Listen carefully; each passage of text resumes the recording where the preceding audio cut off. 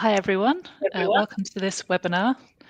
Thank you for joining us today. I think we've got quite a few people on the call. I'm guessing people will probably join as they're grabbing their lunch, so welcome. Today's session is called Planning for People, How Community Engagement Can Transform Project Delivery. My name is Nicola Kane. I'm a director at Steer and lead the development of our North of England business. And in a moment, I'll introduce you to my co-speaker, Dr. Felicity Heathcote-Marcz, who's director at Bear Analysis. But before I do, just a quick reminder that this webinar is recorded and everyone registered will receive a link afterwards. So do feel free to share it with your colleagues if you found it useful. I hope you do find it insightful and it will help you shape your day-to-day delivery. And today's conversation really builds on the momentum from the Local Transport Summit, which Steer sponsored a couple of weeks ago. And both Felicity and I spoke at that, coming from different perspectives around more human-centred project development and delivery. And I think a strong message came out through that whole summit that effective transport delivery isn't just about infrastructure and services, it's really about people and how you involve people in shaping plans and priorities. And I think that's particularly important as we help provide senior officers, elected members, mayors, the confidence that they're implementing improvements that have strong public support and that will meet the needs of people from all parts of the communities they serve. So the session today is going to be a conversation between me and Felicity. We've got a few slides, but really it's going to be a conversation about our experience of working together and separately on developing people-led plans and projects. We're going to be chatting for about maybe 40-45 minutes, and then we should have some time at the end for questions. So do use the chat function.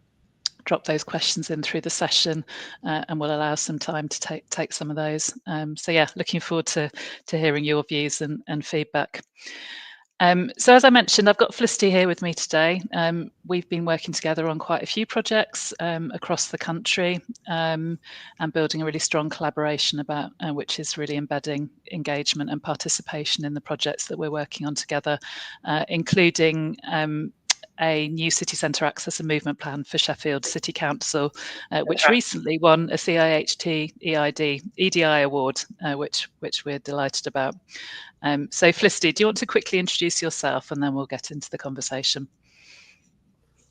Thanks very much, Nicola. Hi, everyone. Really delighted to be here today to talk to you about planning for people, very much an important topic. So I, as Nicola's mentioned, run Bear Analysis. We are a research and insights consultancy, and our specialism is bringing together expert freelancers or associates into what I like to call rainbow teams. So collaborating with different kinds of researchers, different kinds of immersive community engagement specialists, and others who can make sure that we're delivering the best possible outcomes for our clients. We mostly work in transportation, in infrastructure and defence, and we've certainly seen that a desire and a requirement really to put people at the centre of planning, of design, of building projects is becoming more and more vital for successful project outcomes. So very much looking forward to the conversation today. That's brilliant. So before we dive into a couple of kind of case studies where we've worked together, just wanted to kind of kickstart the conversation, Felicity, about maybe how things have moved. Well, certainly since my career, I've been working for nearly 25 years now, which is quite frightening. But the shift in my career kind of from, very technically led, probably quite engineering led solutions to really putting people at the heart of what we do, and maybe a move from thinking that people behave in a very rational way to realizing that people's behavior is shaped by a whole range of things: their values, their culture, their experience, their gender, their kind of wider background, that rather than being making decisions in a very rational way. So it'd be quite interested to hear your perspective, Felicity, on how you think our profession is refocusing itself around the needs of people and how that's starting to reflect in the sort of work that you do. Yeah, absolutely, Nicola. I think it is interesting indeed, this turn towards the human in planning and in building and infrastructure projects. I think transport has historically been a little bit behind the curve on some of these moves than, for example, house builders or kind of development kinds of projects. And that's for a variety of historical reasons and sort of business case reasons, but certainly in the past few years since I've been working in the transport space, have absolutely seen the human-centered approach becoming more and more normalized and more embedded in project delivery. And as you say, it's become even now for engineering teams, for kind of big data and hard data teams, more important. And there's more of an awareness that we need to go out, we need to engage with people, we need to bring communities with us when we're creating projects, when we're building new stuff out there, and that things need to work for people. Was reading a great book recently called the City is a Dying Thing. I've got it over here. If anyone's read it, Des Fitzgerald's book, which is interesting in that it sort of talks about the greening of the city and the turn towards the greening of the city, but how it's maybe become a little bit anti-humanist. It's kind of, let's get rid of the humans from these cities and these urban conurbations and like make it all green and lovely. But actually what we really need is to make sure that cities and places that we live are fit for humans, and that we can create spaces that work for really different diverse kinds of communities. And the first way of doing that, I think, from our point of view, is to engage with people and make sure we know who's out there, who we're engaging for, and that we're not kind of building and creating things for an assumed audience, but we're actually going and talking to real people, bringing them with us. So yes, I've certainly seen some interesting turns towards that, and it's great that it's becoming so normalized in our industry, I think. That's brilliant. And I've certainly seen, kind of working with different clients since coming back into consultancy a few years ago, that you can get very different outcomes depending on how you engage, and how open clients are to really kind of engaging early and throughout. And I think sometimes there's a feeling that engagement is quite time consuming, quite expensive, but I think in my experience, you might get through the first few stages a bit more quickly, but actually you tend to come a cropper further on in the project if you haven't done that engagement well. And I think we can probably all think of kind of quite a number of high profile projects and maybe have hit the buffers, if you like, because they haven't engaged well and throughout a project. So I think it's absolutely essential. I think there are some pitfalls, aren't there, that maybe people can fall into. Certainly I've seen kind of a nervousness around maybe engaging because it possibly raises expectations, possibly worries about backlash or misunderstanding if you engage too early when you're not very clear on what you're doing. What are some of the pitfalls that you've seen, or kind of where engagement isn't done as well as it might be? Yeah, definitely, Nicola. I agree. There are certainly pitfalls that seem to come up again and again in the transport planning kind of infrastructure projects. I think certainly one that I see often is more surface level engagement, where it's assumed that if we do a survey, if we engage in terms of one methodology, that will give us the data we need. Particularly, I think there can be a bit of technology fetishism, perhaps. It's like we're using AI or using a great new tool and getting loads of data, but data's data, right? We need to be able to translate that into insight, and to really understand what's that telling us about real people, about real communities. Community needs analysis. Often there's not necessarily a shortcut for doing that. We do need to understand real voices, and we do need to sample correctly, and all the things we'll be talking about a bit later on in this webinar. But I think, yes, as you say, there's sort of two sides to that coin of the risks. There's the side of, we could engage too much, and that could raise expectations, and we could then sort of alienate people if we don't do what they want us to do.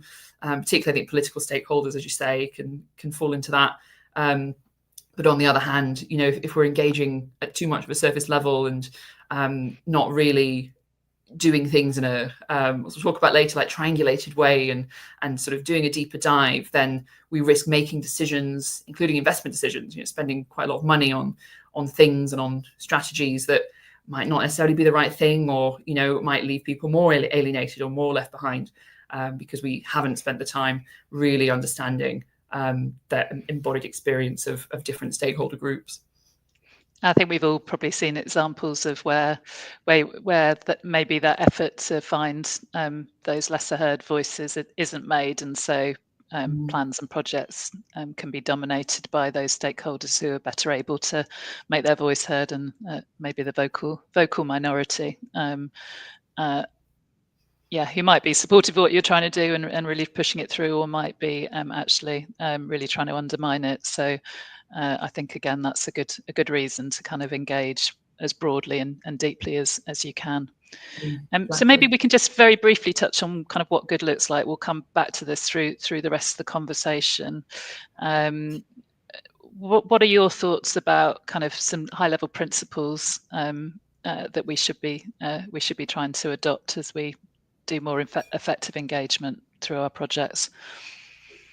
Yeah, absolutely. I think you touched on one there already, Nicola, in terms of making sure that we're including those traditionally lesser heard voices, maybe called harder to reach voices, or harder to hear, because we're not necessarily listening in the right ways. And as we've mentioned, the risks of excluding those voices, or not making the efforts to go and find those voices, is that our data is biased, basically. So it's kind of dominated by the usual suspects, we might call them. So people who might already be quite engaged in their local community group or their Facebook group, and who are already responding to public consultations, or who are already out there writing to their counsellor, which is fine. We want to hear from those people, but the vast majority, the silent majority, are not doing those things. They're not just going to be there ready to be engaged with.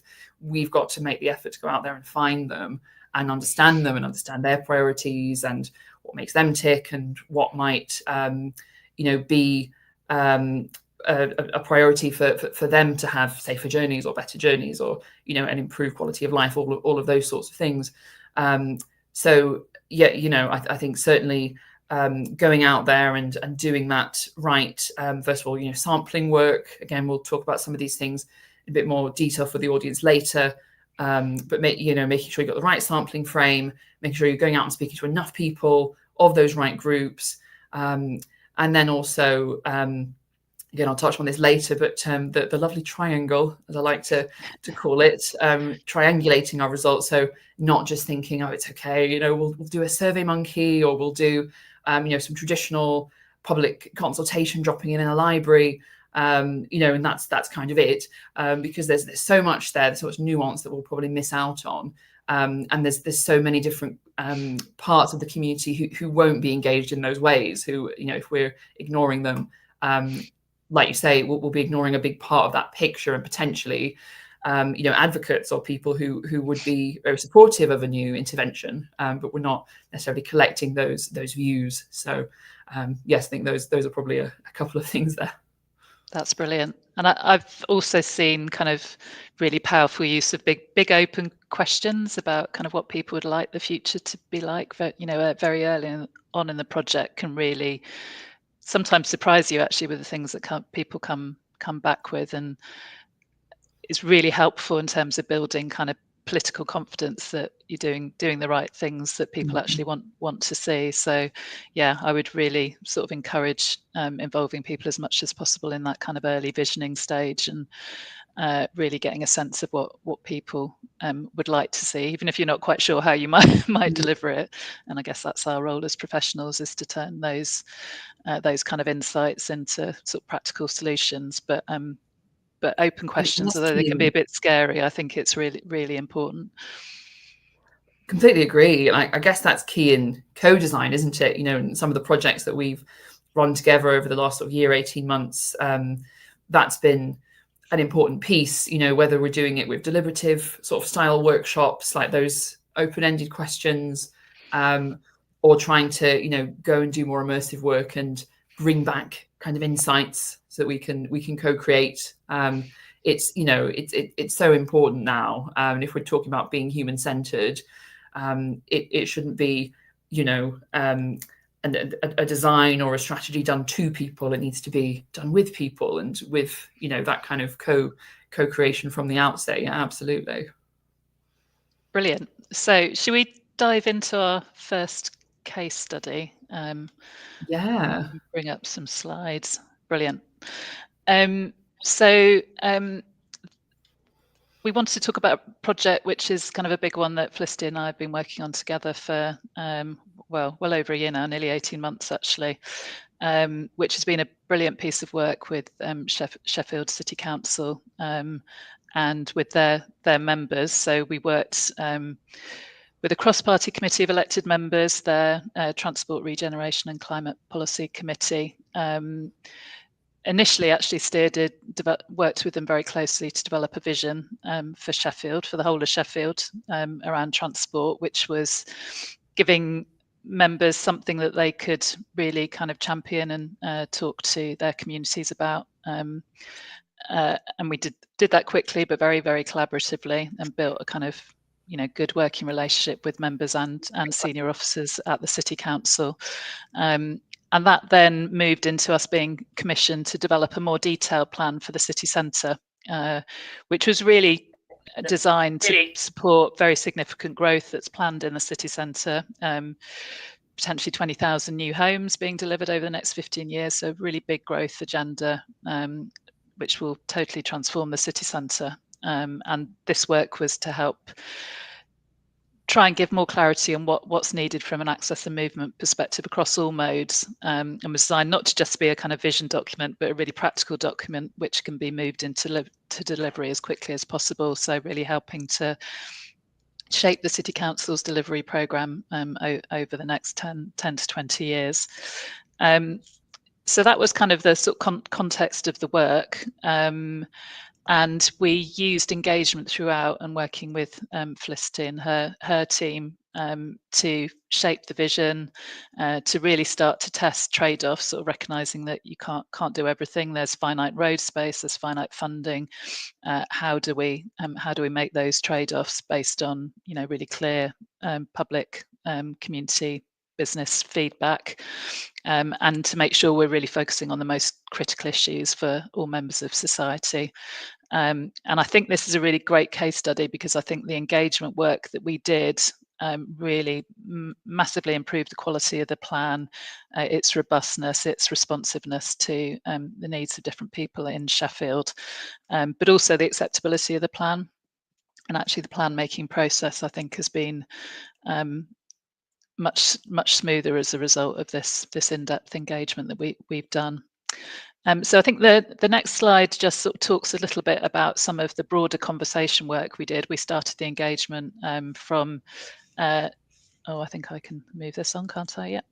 Yeah. So we started off with, I suppose, a combination of lots of different engagement tools and techniques. So some of the more kind of traditional type conversation engagement. We did run an online survey to try and to enable as many people as possible to participate. We ran lots of drop-in sessions. We use those in a very interactive way to kind of get people's feedback on how much space we should give to different sorts of modes. We use lots of mapping tools to start to identify where there were particular issues within the city centre, and really spent a lot of time before we'd done any kind of detailed technical work to get lots of different views, and at that point Felicity supported us with some more in-depth focus groups, and also some ethnographic research. So I don't know, Felicity, do you want to talk us through a little bit about the work you did at this stage? Yeah, of course, absolutely. So people can see on screen here just one of the images that the team took from an accompanied journey. So we ran 10, or might be slightly more than 10 accompanied journeys with participants who were specifically recruited to reflect a diverse range of access needs, transport mode use, and demographics, so that we could deep dive and kind of understand specific kinds of journeys that maybe we didn't have so much information about, and we were really quite curious about how certain kinds of people were moving through Sheffield city centre. So all names in the deck are pseudonyms, by the way, but you can see here we've got Millie, who was an adapted cyclist user and had a disability, and she loved using her cycle. We've got some great kind of quotes from her, but unfortunately she was unable to access certain parts of Sheffield city centre. So we can see here there are only stairs up to Arundel Gate, so it's sort of the end of her road here, which is a sort of main thoroughfare, if you like, for pedestrians, and you've got the bus interchange all around here in Sheffield city centre. So there were some really interesting areas that we identified just by walking alongside people that we could see really needed some significant access and movement improvements. So that's one of the benefits really of doing that kind of immersive, more ethnographic research with research participants, and getting that sampling right, recruiting the right kinds of people to do those accompanied journeys with, because as researchers we're getting a real embodied understanding of what's it really like for this person to be transversing the city, to be accessing certain areas, or to be locked out of certain areas, and for that lack of access to be there. What does that mean for them? So and what alternatives can they use? So Millie's journey was particularly interesting. And like I say, we did about 10 of these journeys with different kinds of people. If we go to the next slide, please. I think there's the nice quote there from Millie as well, saying she doesn't feel safe in certain areas, but how the tricycle gives her wings, as she talked about it. She wishes she could keep it forever. It was actually a lending program by a charity in Sheffield, who just don't have enough for the demand. There's a lot of demand to have these from those who struggle with certain access requirements across the city. So there's a great, again, potential there for more journeys to be made if we can find accessible transport for these individuals. And these kind of individual stories and quotes they're so powerful, aren't they, in terms of influencing decision makers and bringing completely different perspectives into the work we're doing as planners. Very much, yeah. No, thanks, Nicola. I absolutely think so. And I know we're doing some work at the moment on a different project we're not talking about today, but where we're also using ethnographic filmmaking to, and video to bring that to life. But absolutely, it can really help, persuade and, help more political decision makers to understand those realities and help them see the potential benefits of investment in certain interventions. And then this is just another example here where we've got somebody who's able-bodied, quite a young kind of male, in an underpass which had been identified as somewhere a lot of people, particularly women, didn't want to go, didn't want to walk down, didn't want to cycle. And even this individual sort of talked about how they'd stopped cycling because of safety concerns, not just in this area, but generally across certain key routes, certain key access routes in Sheffield. And so, again, it was very interesting for us, if we're identifying, these kinds of personas as stopping cycling or too fearful to cycle. What about cautious cyclists? What about women? What about children? It's really important for us to kind of fix these bigger feelings of safety. And if we go on to the next slide, we'll also see a collection of metaphors, because a lot of the participants that we spoke to, they would speak in quite rich and imaginative ways, and we were able to record some of these metaphors that people thought about the city. What does the city mean to you? What would you like to see for the future of your city? So whether it's the Polar Mint, where we've got so much going on the outside, but it feels empty in the centre, or the amphitheatre, where because Sheffield's kind of built on these hills, it's difficult to access because you've got the steepness of kind of going out of the centre and difficult to cycle. The satellite, the mess, really quite interesting how these metaphors were repeated, and again, it can tell us something, I think, as planners and as people kind of making decisions about the city centre. And then finally, I think we've got another slide just summing up the key finding that we identified actually from our engagement, which was a little bit unexpected, but it was around safety.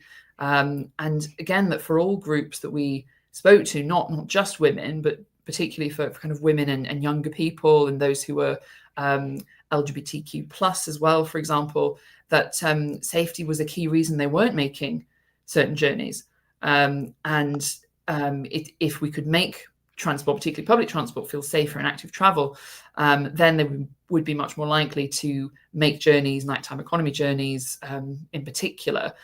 We did, as this slide shows, also engage with the refugee community, which was another sort of harder to hear traditionally group in Sheffield and in lots of places.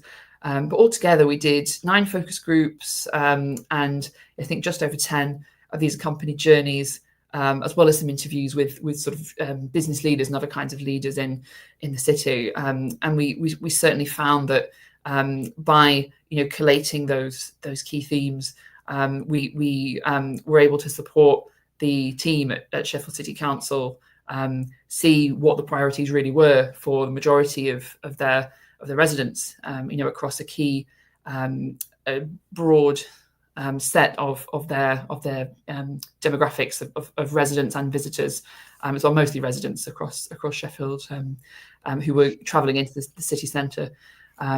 So yeah, absolutely. As we've said, these kinds of quotes and that kind of richness can really help our kinds of projects to make decisions, and to decide on next steps with a really rich evidence base behind them.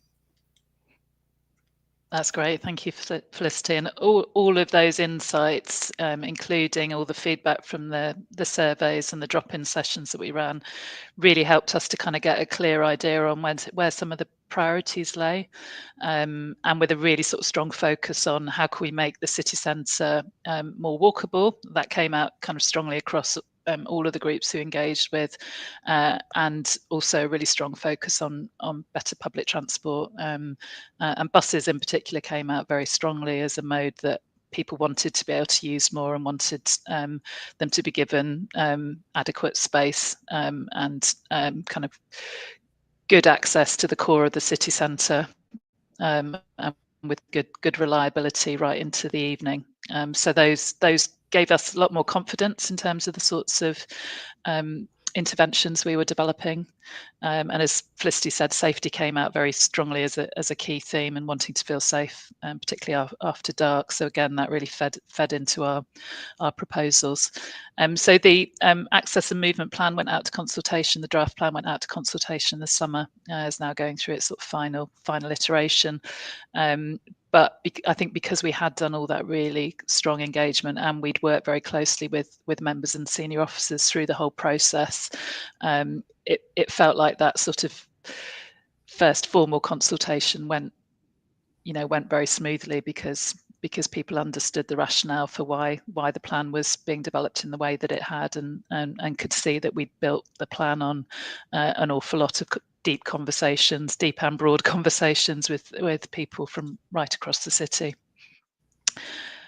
So that was our first example. Our second one is a little bit different. So we've also been working with Bear Analysis in London on a school streets project, where we needed to do some much deeper engagement with a religious community who were a little bit hard to engage with, and so we had to come up with some quite innovative ways of communicating with them in a way that they felt they were, properly involved in the project, and to help shape proposals which met their needs.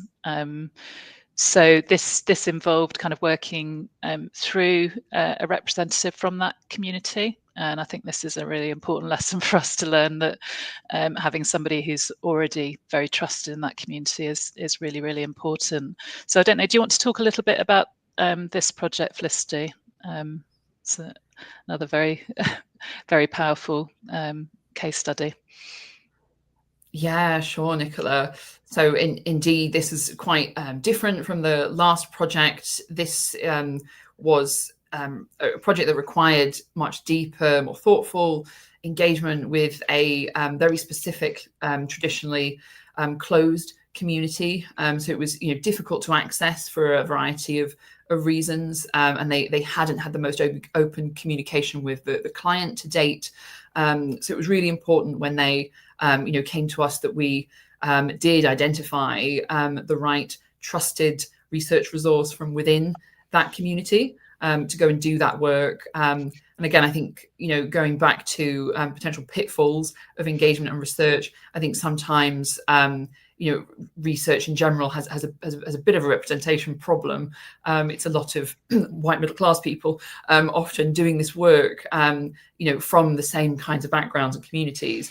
But actually, in order to get the best kinds of outcomes and outputs, it's really more important than ever to be doing what we might call peer research or community training to both identify the right resource within those communities who have already got access. They've already, they might already be a gatekeeper to certain people that we want to speak to. But also they speak the language, as it were. They've got that understanding, they've got that context. It's much easier, less time consuming, and you're much more likely to get really good results by using those kinds of resources to do the research for you and with you. So again, it becomes much more co-creative rather than a case of, we're the consultancy team, we kind of know best, we're going to go and do the work, on this community. Because there's so much that we don't know, we don't understand about certain closed community groups. So by using the Bear Analysis Network and identifying a really fantastic resource who was already working in a set of religious schools in London, we were able to provide some training to make sure they were kind of happy to paid living wage, engaging with us as a researcher for this project, and then supporting them with creating a research guide, and then going in and doing some interviews with school leaders from these communities, so head teachers or kind of HR leads, that kind of thing. And again, because this person already had this great access, they were then able to peer refer another peer who was working at a set of boys' schools, because in this community you've got boys and girls who are educated differently. So we were able to hit our full sample that the client was interested in. So a full set of kind of closed religious schools via these two fantastic community researchers. And we got some, again, great data and insights that wouldn't have been otherwise available to the kind of consultancy research team or to the end client who had been trying to do this engagement for quite some time and not really getting anywhere with the groups. So as well as that, we did triangulate. So we also did some ethnography. We did some street ethnography and observations with 3 researchers at several areas across London where these different schools were located at peak times. So we really wanted to understand in certain areas where school streets had been embedded already, and certain areas where there was discussion about them being embedded, what were the current pain points, what were the issues, in reality, what's going on at the school gates during those kind of drop off and pick up times. And you can just see here on the screen some images from our final report that kind of represent some of those issues. So we had a lot of kind of double yellow line parking by these vans or vans that the community drive around to pick up and drop off children.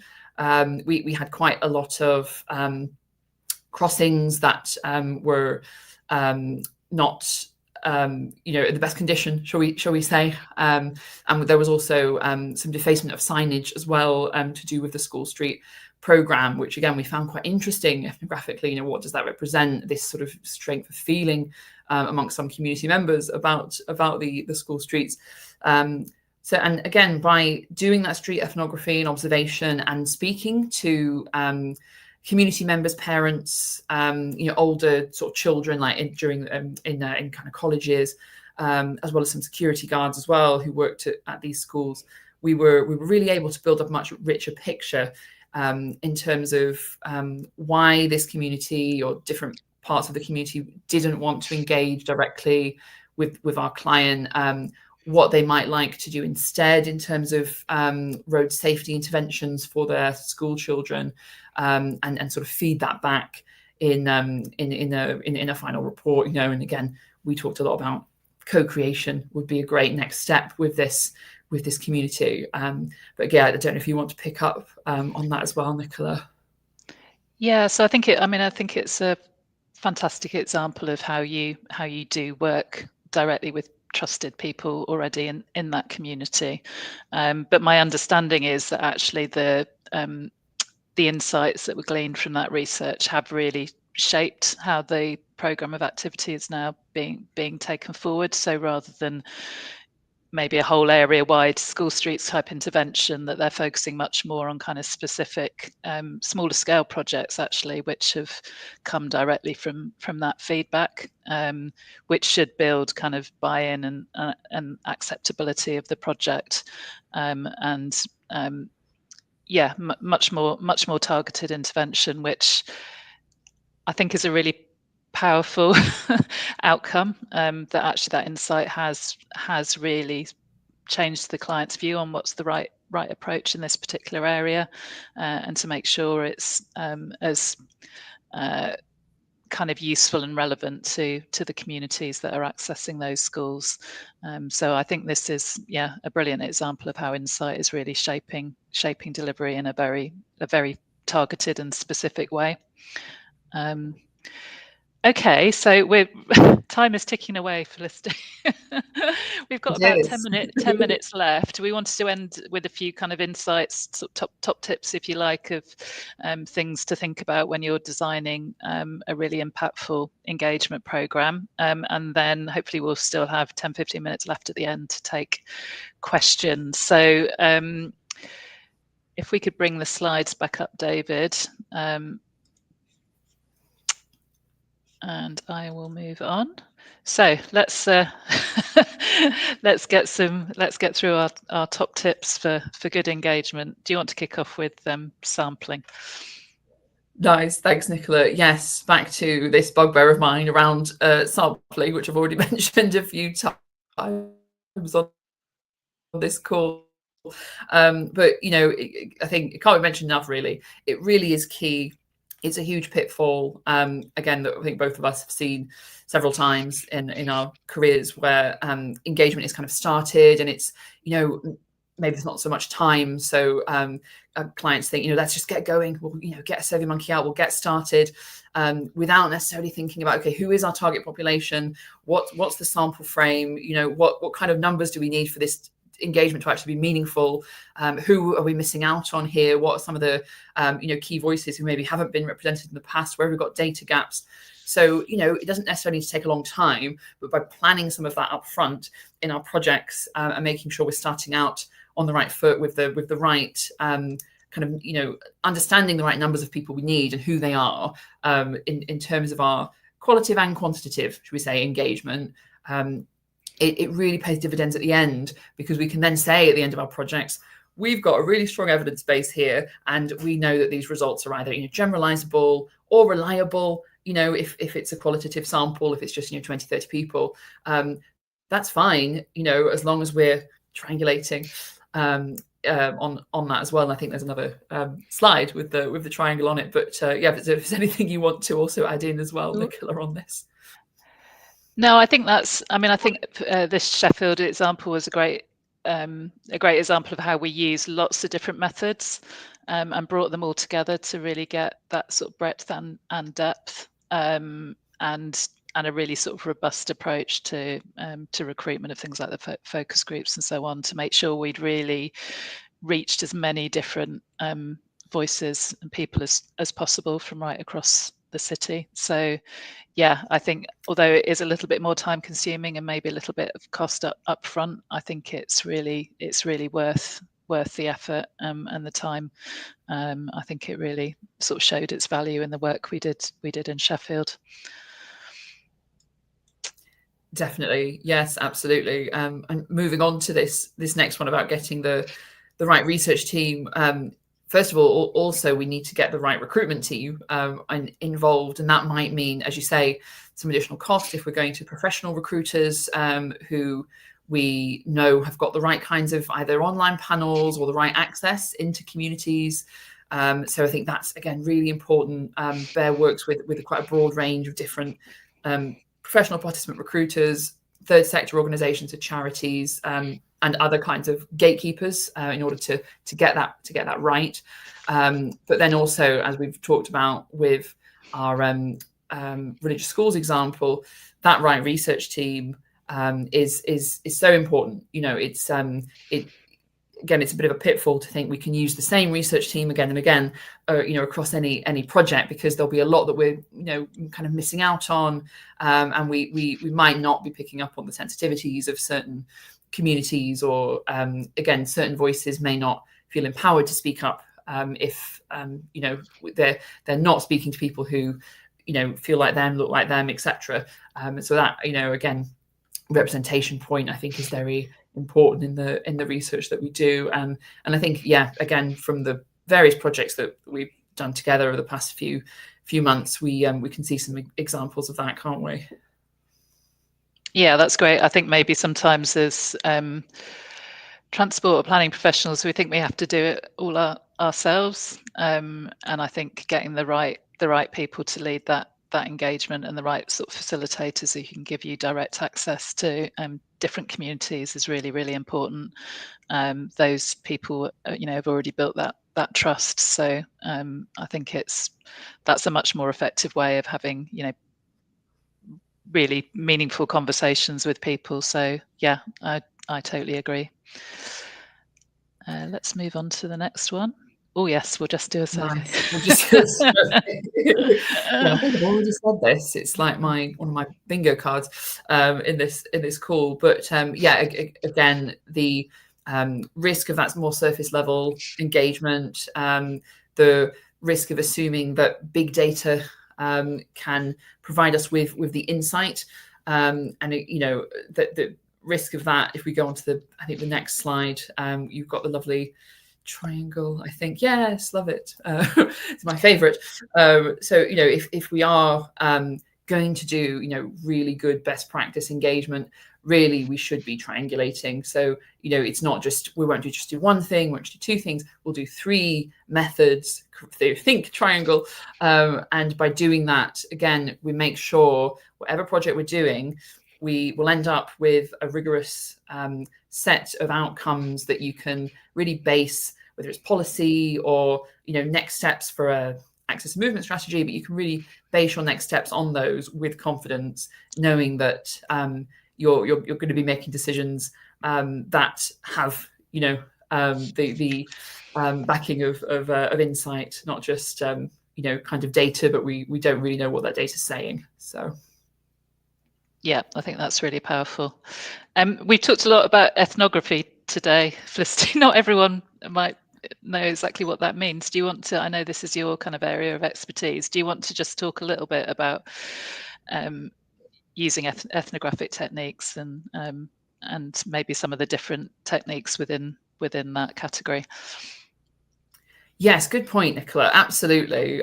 So as we've spoken about, ethnography is a kind of foundation keystone of the work that Bear Analysis does, not only with Steer, but with our other clients as well. So ethnography, writing culture, literally, like ethnography, and basically it's a technique that comes from anthropology. It's a more immersive way of understanding cultures, of understanding how people interact with other people, but also, in our context, infrastructures, technologies, and understanding, in a deeper way, what those interactions mean and how they could potentially be changed as well.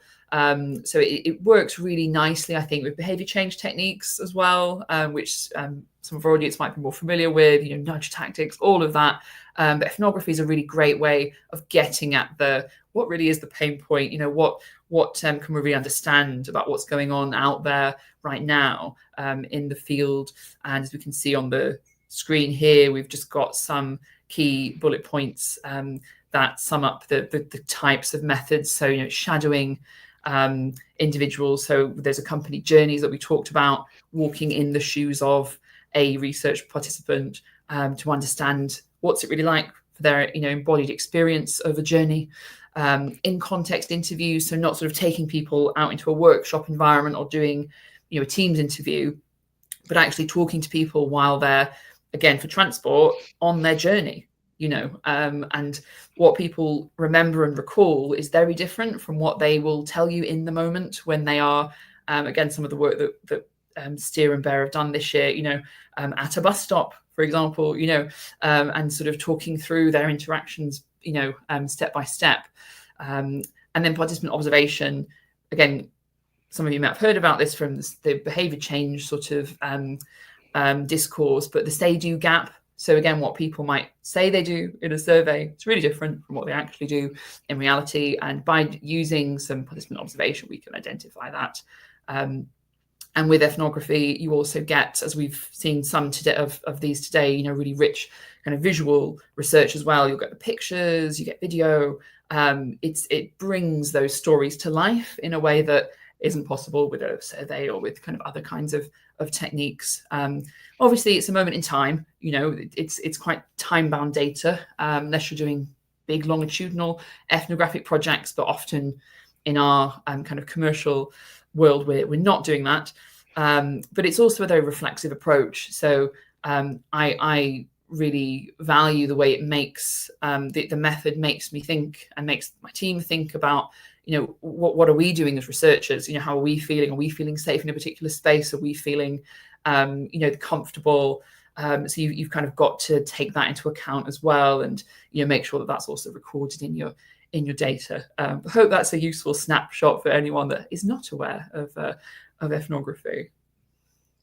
That's brilliant. I think there's possibly a question asking a bit more detail about focus groups and how we recruited for those, and perhaps we'll come back to that in a second.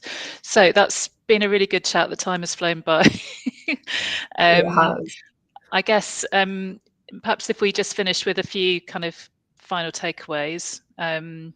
So I don't know if you've got three kind of top things that you'd like people to take away from this conversation, Felicity. Yes, the triangle, please, people, remember the triangle. Yes, if you're going to commission research, if you're sort of thinking about doing engagement, no matter what kind of method, the triangle, to try and engage with your community, your stakeholders in 3 different kinds of ways, because then if you're finding differences across those 3, that's where that's what's interesting. That's where you need to dive deeper. That's where you need to be careful before you start making a decision based on 70% of people said this in a survey. It's like, we need to really make sure that that's right. Other things, I think, be mindful of the team, as we've talked about. Best athlete approach, or as we call it in Bay, the best rainbow team. So finding those correct experts to go and help you do that engagement, really important. Stronger together, stronger with broader teams. And then finally, I think making sure that again that sampling is done up front. So again, you've got yourself covered at the end of a project, and you're not thinking, oh no, we missed out on X and Y voices, or X and Y stakeholders are annoyed because we haven't engaged with them. But we're actually planning our sampling up front and doing that justice. Brilliant, that's great. And I guess from my perspective, I think having that engagement really early to help kind of co-design your vision for a project, a plan, a strategy is massively beneficial, and helps to inform those difficult trade-offs that we all have to make in shaping our projects. So I would definitely encourage very early engagement before you've already come to conclusions about the sorts of things you might want to do. I think effective engagement really helps to build trust and legitimacy. It helps to build trust with particularly with your political masters and senior officers, that you're doing the right sorts of things, and there'll be sort of, if not strong support, at least kind of an acceptability to the plans. And I think if you do that well, that does help to reduce risks further down the line, and helps to smooth the kind of plan making and design process. So I think it definitely pays dividends and is worth that extra bit of effort and a little bit of extra budget early on in the project to make hopefully make your life a little bit easier further on in the project. So those are my kind of top takeaways. So let's quickly go to questions. I've got quite a few questions here. I've got a very practical one from Alistair Southgate, who asks, how do I contact busy working parents? This is my most difficult group. Have you got any experience of that, Felicity? Busy working parents. I think it kind of depends on the sample, like how many do you need and where anywhere in the UK, or just like, from one postcode.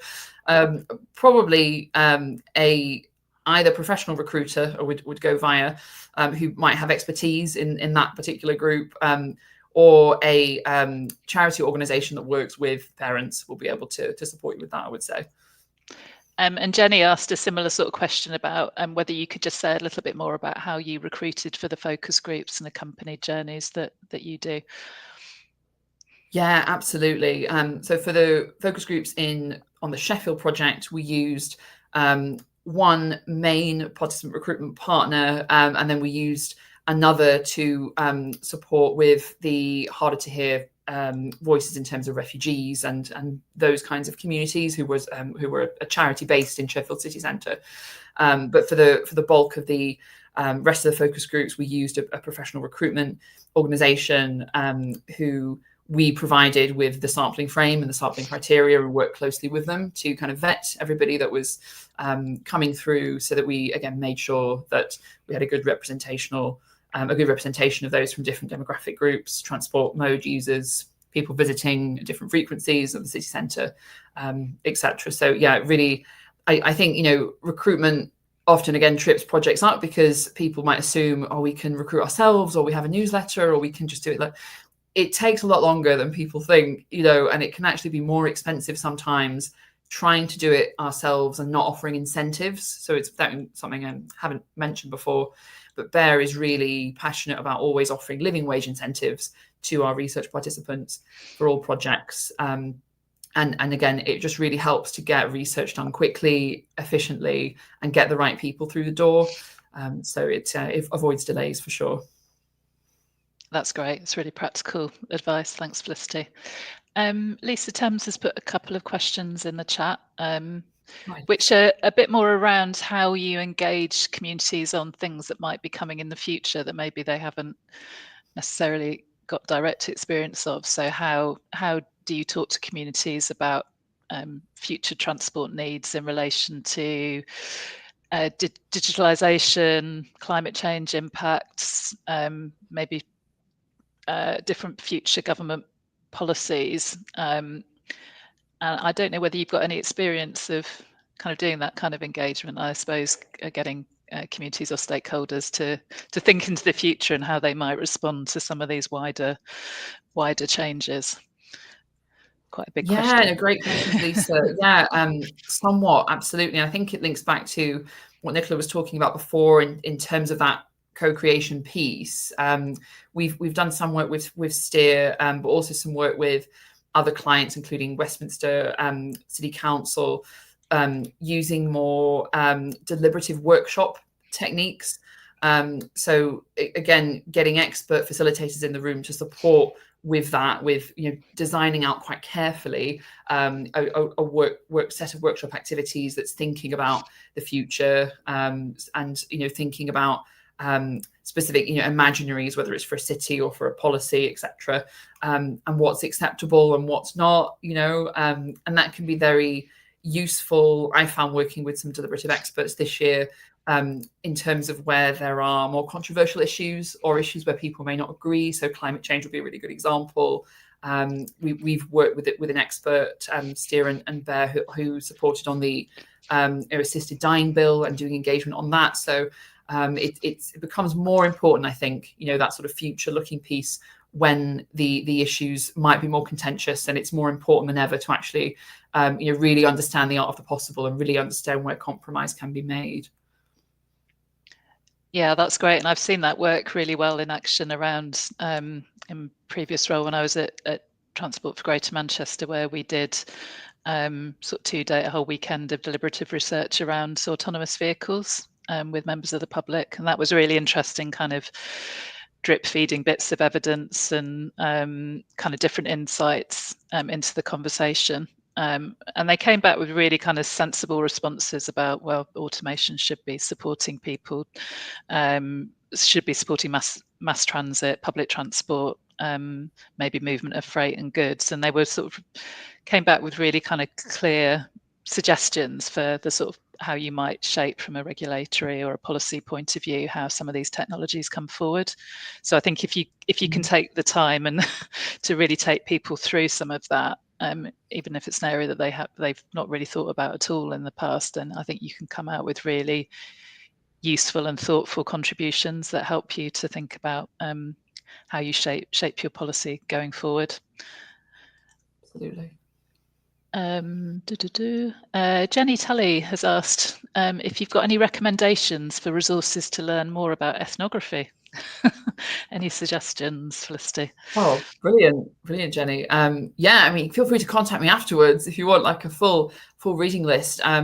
There's some brilliant books, in terms of how to write field notes or sort of learning about right now where the academic kind of praxis is. Depends how kind of deep you want to dive with it. I keep being told I need to kind of write a book about doing ethnography in the transport space, which might be coming at some point in the future. That book doesn't really exist now. But yeah, there are some great kind of resources out there. Clifford is a great classic one, and Donna Haraway's book "Staying with the Trouble" kind of references what I was talking about before in terms of that turn away from the human, and kind of a lot of ethnography now, particularly in the more academic space, is looking at kind of regreening, rewilding. What about learning about kind of animals and sentience and all of this, which has links into what we're doing here, but it's not kind of directly necessarily appropriate. Academia's gone off on its little tangent over there. Yeah, if you're looking for kind of more practical decks and stuff, I do have a few of those. So yeah, feel free to contact me if you'd like to. That's great. John Carr, I think, may have left the call, but he put in a couple of questions, one of which was around, was specifically around asking about the Sheffield work that we did, and maybe the readability of things like the bus timetable and network maps. I'm guessing some of that came out of your conversations, Felicity, in terms of how easy public transport information is for people to access and use. It did. Yes, absolutely, John. Yeah. Yes, we had 10 key themes in the end from focus groups and from the accompanied journeys. Safety was number one, but kind of reliability, particularly of buses, which kind of included a lot of comments around information reliability, was number two. And then we also sort of later down the list, we had access to information. People weren't necessarily sure where to access up-to-date live information. So yes, it was a key bugbear for sure. Brilliant.